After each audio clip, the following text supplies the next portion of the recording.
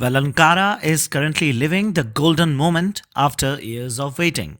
The wannabe Khalifa of Turkey, Erdogan, is beaming with joy following the fall of Bashar al-Assad, while Kurdish clans bear the brunt of relentless bombardments. Erdogan is masterfully milking the crisis for all it's worth, and Biden's deafening silence is only adding fuel to the fire. But hold on, ladies and gentlemen. The free ride sponsored by Biden's incompetence and blind ignorance is about to screech to a halt. Trump has drawn his line in the sand, promising the harshest sanctions that could potentially cripple Ankara's ambitions. Lindsey Graham, a staunch Trump ally and a hardline MAGA supporter, has drawn a line in the sand. The US Republican senator is ready to unleash sanctions on NATO member Turkey if it dares to attack the American backed Syrian Democratic Forces, a Kurdish led group. Graham urges that sweeping operations against the SDF would inadvertently boost the Islamic State. The SDF has reportedly been under Turkish artillery and drone attacks, with clashes erupting in Manbij, a city near Aleppo. According to the reports, the Turkish based Syrian National Army has already captured Manbij, while the SDF is withdrawing. And so, the Republican senator's stance is crystal clear. The Kurdish forces, who were instrumental in destroying the ISIS during the Trump's presidency, should not be threatened by Turkey or any radical Islamist group. And so, he is prepared to draft bipartisan sanctions against Turkey if they proceed with military operations against the Kurdish forces. The geopolitical tightrope walk continues, with Graham serving as the vocal watchdog of the US strategic interest in the region. Well, Turkey isn't just another player in the Syrian conflict. It is the pivotal external force driving the rebel narrative.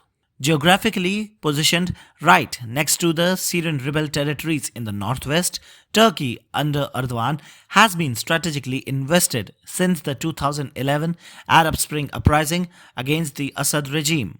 Erdogan's approach has been complex and calculated.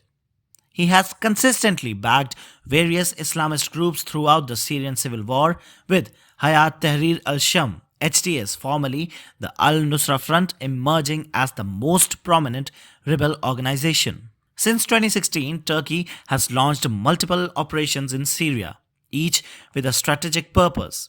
Operations like Euphrates Shield, Olive Branch, and Peace Spring weren't just military interventions, they were calculated, orchestrated moves to establish what Erdogan calls a quote unquote safe zone in northern Syria.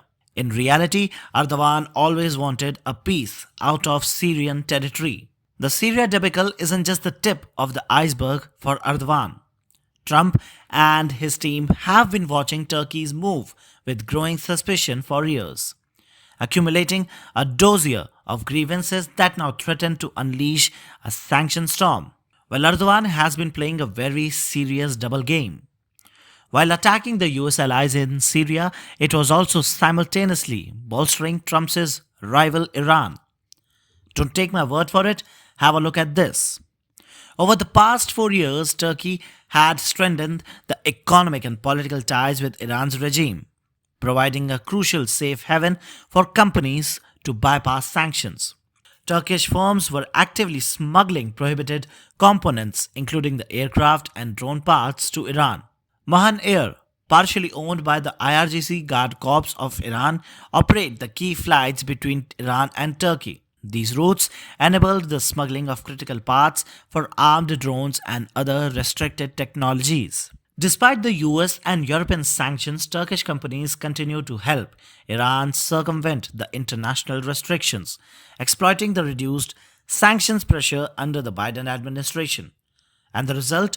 A strategic network that was undermining Trump's isolation efforts and was strengthening Iran's international positioning.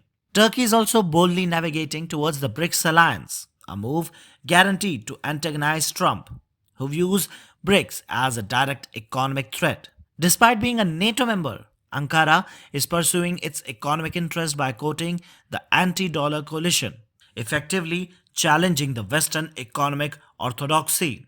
The irony isn't lost on anyone. A NATO member strategically positioning itself against a Western financial interest.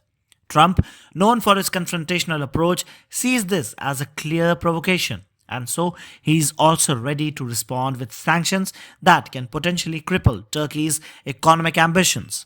And also, let's not forget the explosive 2019 letter that remains a pivotal moment in their relationship. Trump's blunt message to Erdogan was crystal clear: don't be a tough guy, don't be a fool, when Erdogan was losing his patience in the Syrian crisis. When the US troops were pulled out of Syria, Trump explicitly urged Erdogan not to launch a military offensive against the Kurdish-led forces. Erdogan's brazen regard for this warning set the stage for future confrontation. Now, with Turkey practically inviting the sanctions and Trump ready with a more better mandate, the stage is set for a high stake diplomatic showdown that is set to reshape the regional power dynamics. The tensions between the two leaders is now simmering and it is now reaching a boiling point. Trump is set to charge Erdogan, and honestly, it is the need of the hour.